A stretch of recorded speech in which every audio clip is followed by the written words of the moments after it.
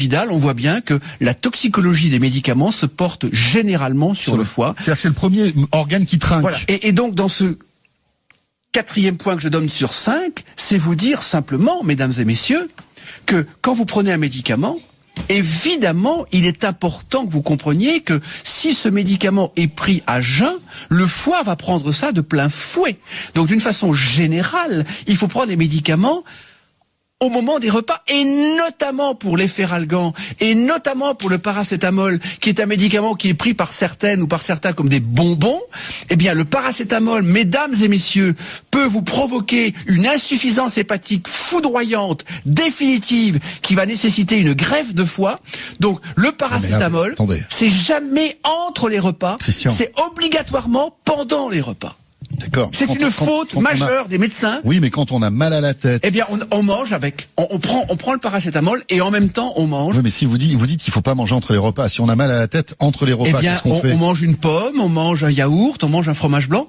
Avec, ça permet d'accompagner et de préserver le foie parce que si vous voulez, je connais des patients. En gros, pas de Doliprane à jeun, quoi. Voilà, pour résumer. Jamais, pas de paracétamol entre les repas. Et si vous prenez un paracétamol, l'ibuprofène, même chose. C'est pareil, c'est encore pire. C'est une bombe nucléaire parce que c'est pas le fait de prendre un ibuprofène comme ça dans la vie. C'est quand on prend de l'ibuprofène, il y a des gens qui en prennent mais vraiment tout le temps. Et ça ne va pas. Et l'aspirine, c'est mieux ou pas ? L'aspirine, ça a surtout un impact sur l'estomac et ça fait saigner et ça peut donner des gastrites. Donc les aspirines à 1000 mg, n'en parlons pas, parce que non, mais on a mal à la tête, par exemple. Vaut mieux prendre. On s'éloigne un petit peu. Paracétamol, ibuprofène ou aspirine, absolument. Plutôt paracétamol. Absolument. Alors je résume.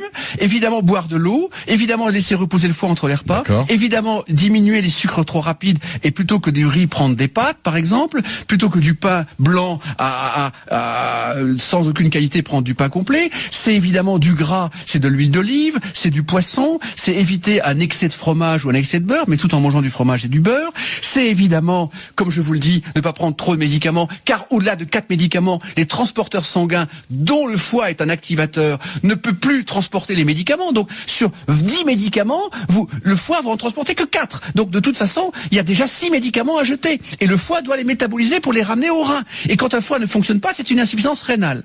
Et dernier point majeur, alors là, le 5e point, si vous voulez garder un foie, et je vais résumer le tout si vous le permettez, c'est évidemment un verre d'alcool pendant un repas. Et le foie est un organe qui ne supporte pas l'alcool. C'est-à-dire que ça détruit tous les réseaux structurants de la fonction hépatique. Et évidemment, quand les réseaux L'alcool est l'ennemi du foie. Ah, c'est le premier ennemi du foie.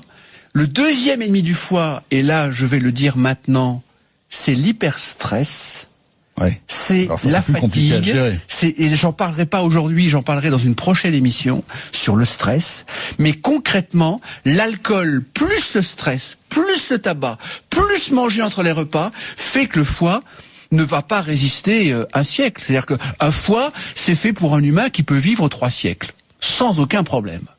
Mais quand un foie est agressé par l'absence d'eau, par le grignotage, par des sucres rapides permanents, par du gras en grande quantité, par concrètement des médicaments et par en plus un excès d'alcool entre les repas particulièrement, le foie ne supporte pas. Attention, quand vous dites un excès d'alcool, un verre d'alcool par repas, même si le sujet d'aujourd'hui n'est pas un verre de vin quand même. Oui, c'est ce que je dis. C'est-à-dire qu'un verre de vin par repas, ça va. Oui. Mais quand vous êtes à de l'alcool entre les repas, ça ne va pas. Donc je résume le tout. Christian, je résume le tout. Le café. Le café, c'est bien. Le café, c'est bien. Le café, le foie, jusqu'à 4-5 cafés, il n'y a aucun problème. D'accord. 2 thés, aucun problème. Parce qu'on a des auditeurs qui disent le radis noir ne fonctionne pas pour détoxifier le foie. Et d'ailleurs, je dirais que la crise de foie est un concept typiquement français. Et les 5 points que je viens de vous donner, mesdames et messieurs, c'est-à-dire l'eau, préserver le sucre, penser au gras, les médicaments, l'alcool et évidemment le repos et évidemment, je dirais, la santé et dormir, eh bien concrètement, l'idée c'est tout cela vous préserve le foie, vous préserve la vie, vous préserve la santé.